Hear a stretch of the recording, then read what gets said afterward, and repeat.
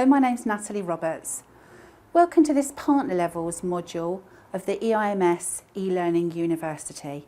Vendors need confidence that the partners within their community are essentially operating as an extension of their brand and are equipped with all the resources necessary for solid business growth. They recognise differing performance capabilities in their partner community and reflect this in a tiered level structure.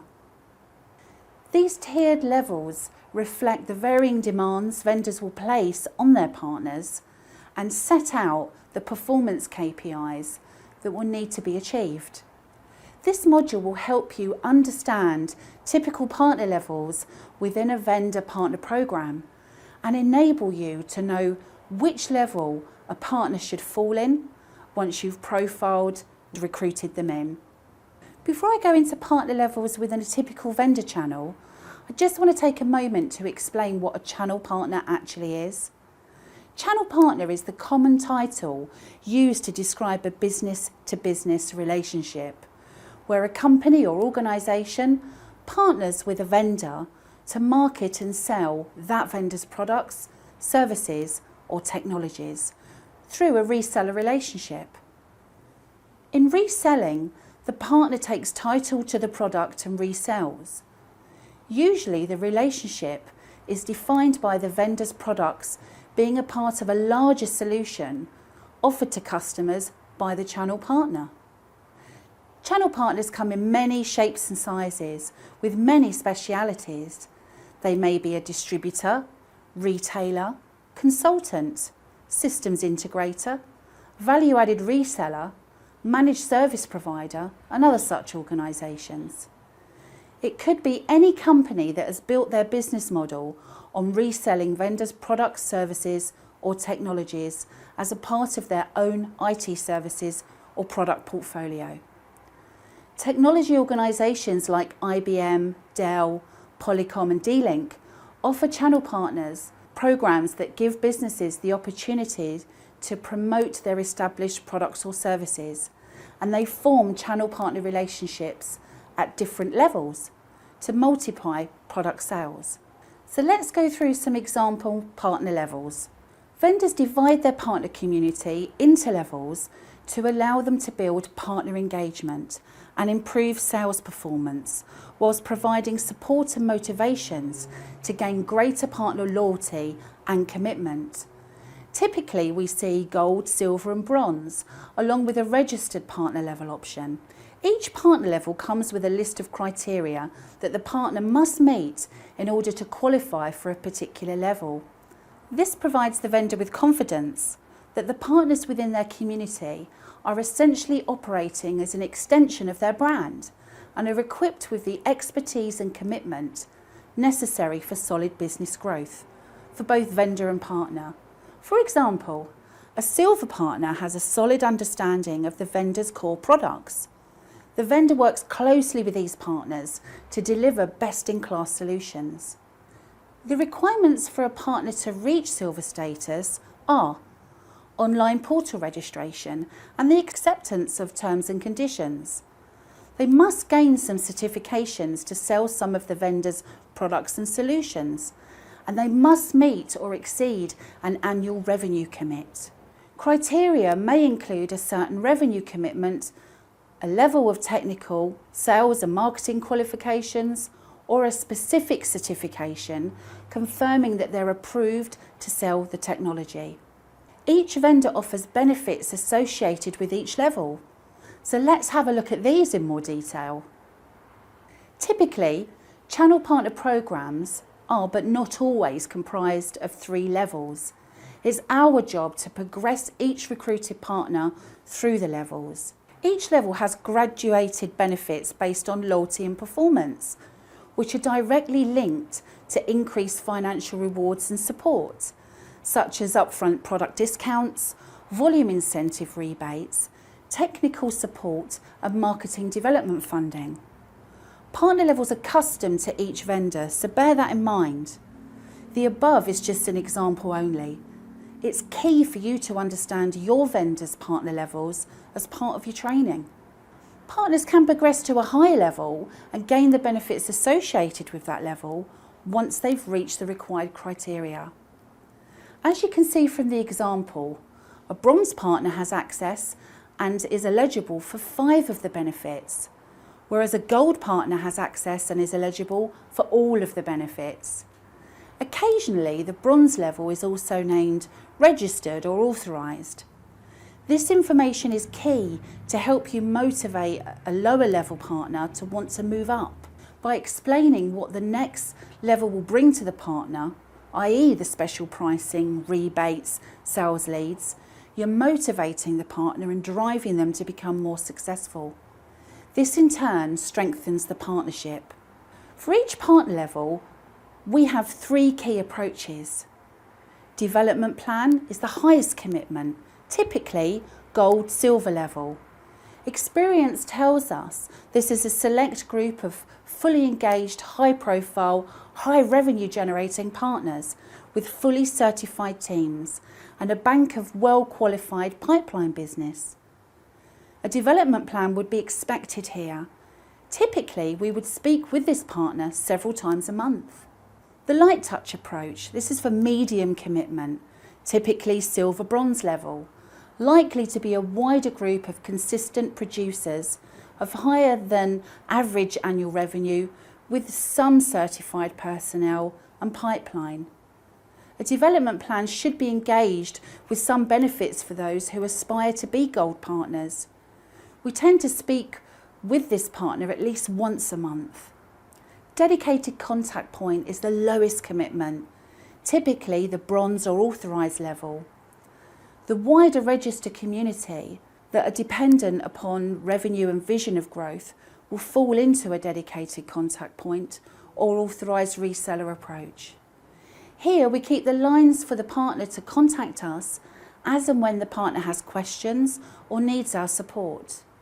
These approaches will need to be used to manage the partners up the level and therefore increases the revenue that your partner community generates.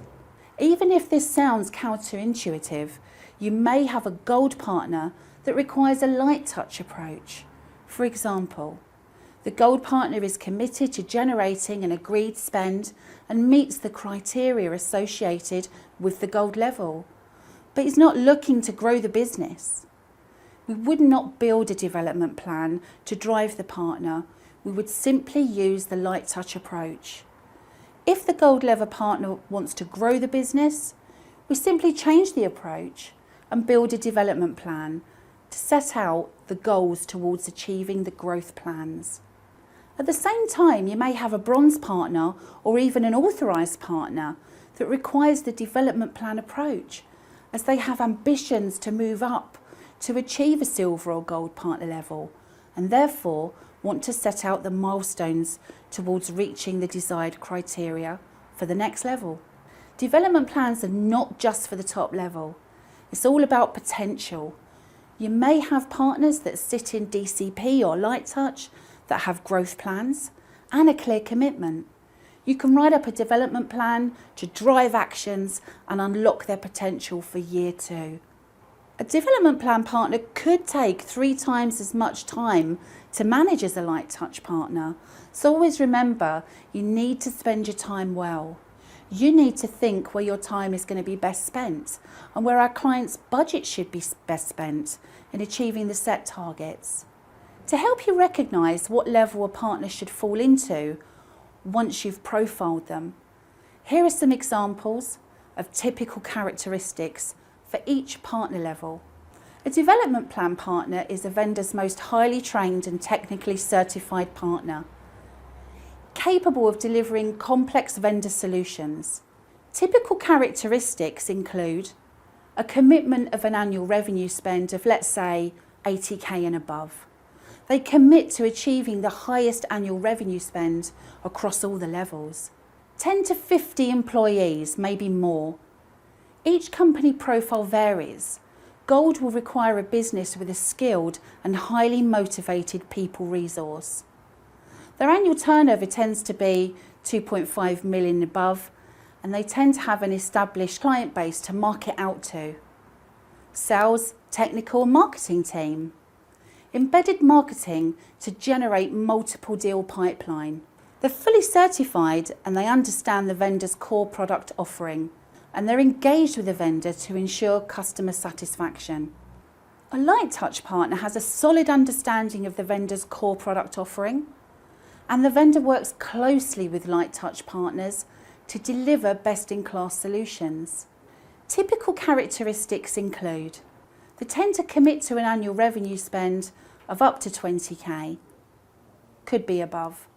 They have roughly 10 plus employees and their annual turnover is anywhere from 250k to 2 million. They have a solid customer base and a sales technical team and usually a marketing person, and they'll execute at least one marketing activity per quarter. They have a good understanding of the vendor's core product offering. It would be preferable to gain the commitment of a light touch partner to agree to a development plan to drive the partnership to achieving the next level. Dedicated contact point partners have an established line of communication with the vendor and gain access to advanced vendor information, training and certification.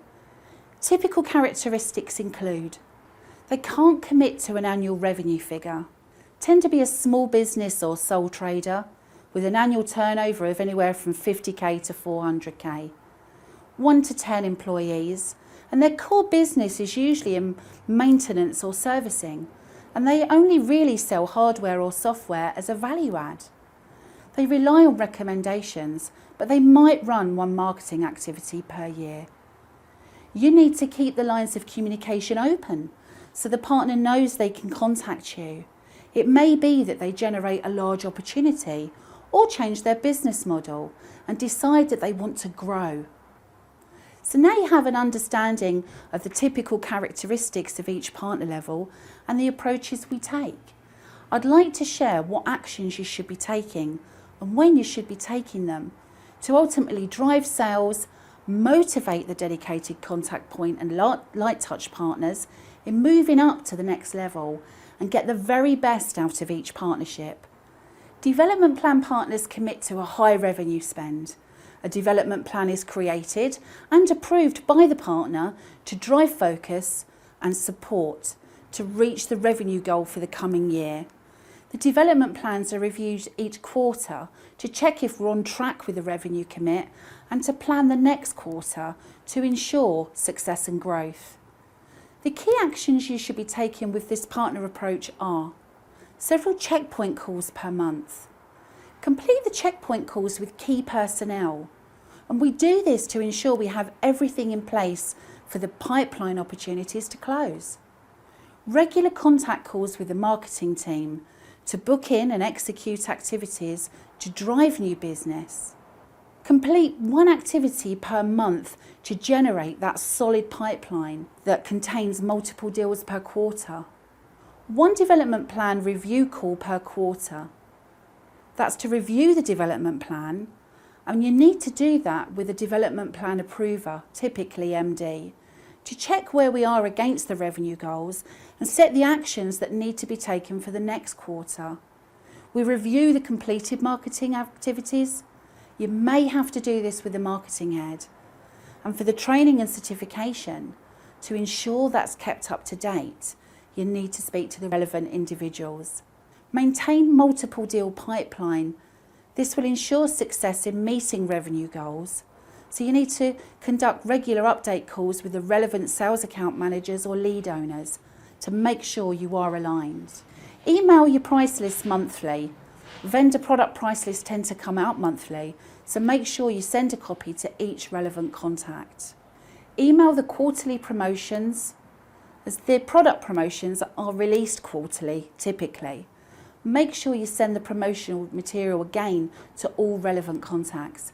And always follow the price list and promotion emails with a call to confirm they've been received.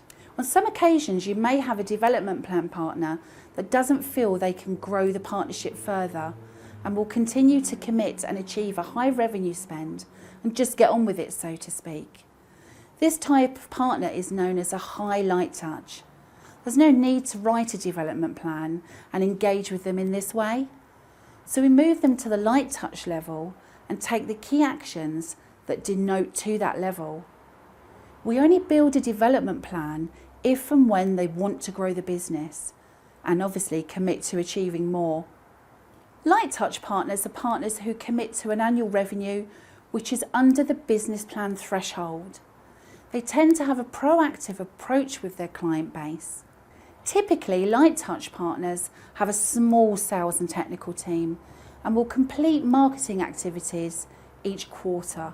The aim is to work with them to increase the number of deals in their sales funnel and increase that annual revenue spend to get them up to the development plan partner level.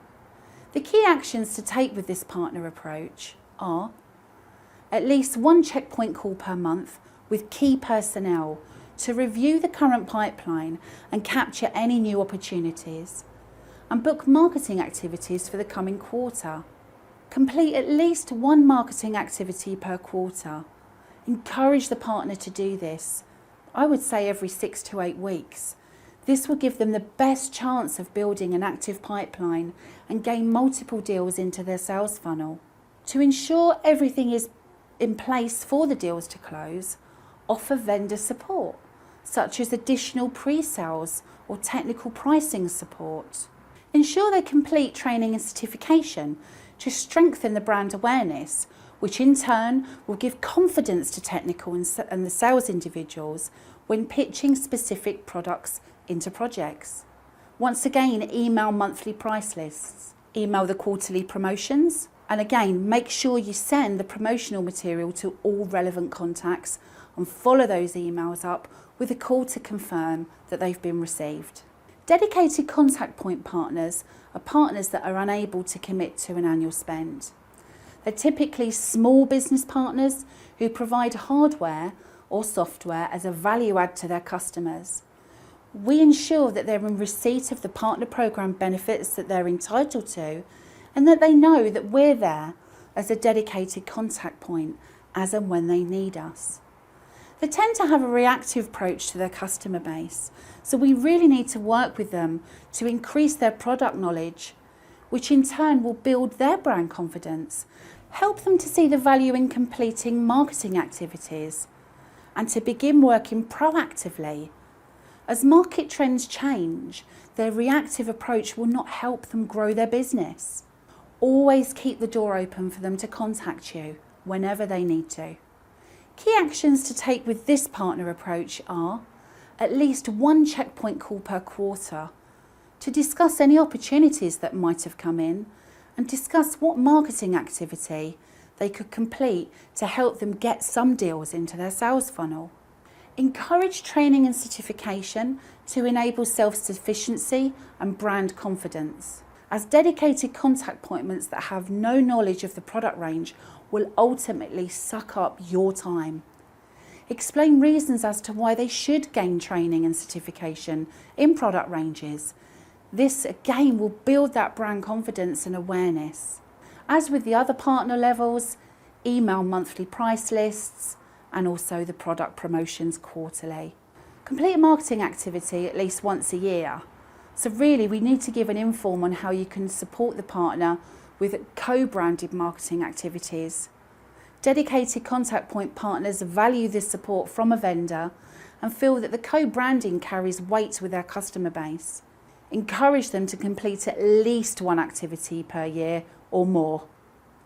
It's our job to motivate the partners up the level ladder, and the best way to motivate a partner to progress is to talk about the associated benefits, i.e., what can they obtain when reaching the next level?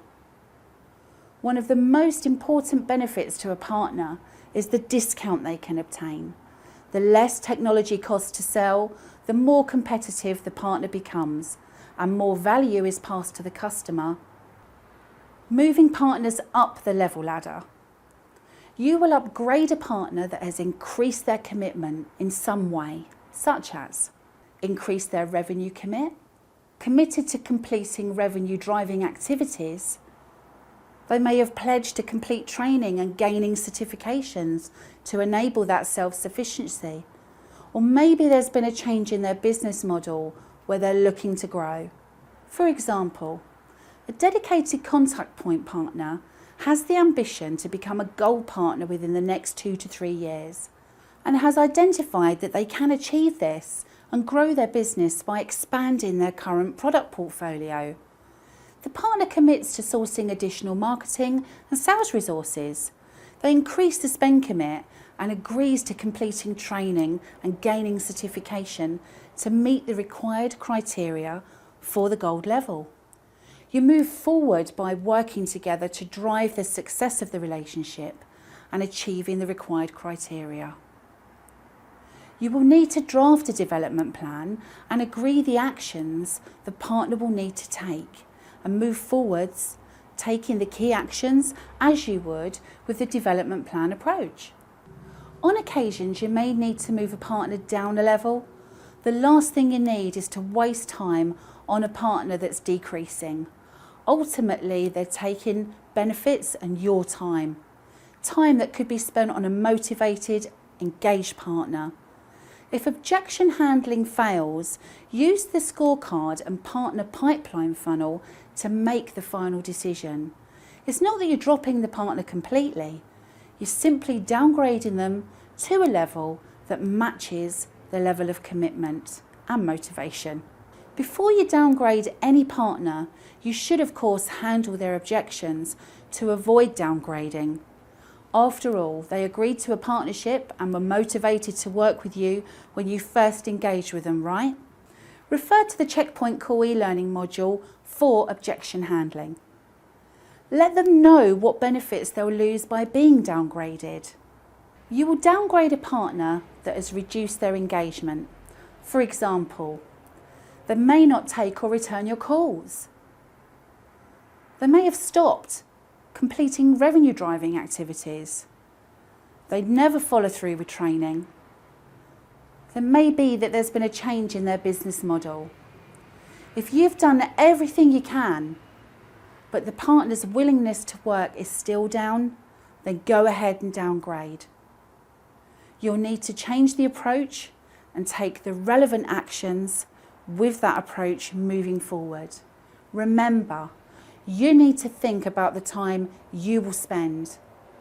Whenever you downgrade a partner, you will need to ensure that you still have enough partners that have a high enough commitment to hit your target. If you find that by downgrading a partner, you may not be able to hit your target, you'll need to onboard a new partner to replace.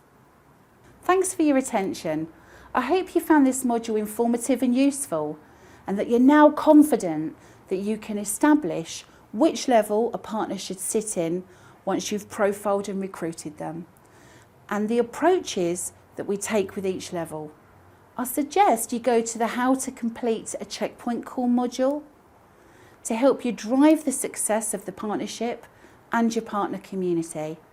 If you have any questions, feel free to contact me. I'm based in Bournemouth HQ offices. Good luck with the test.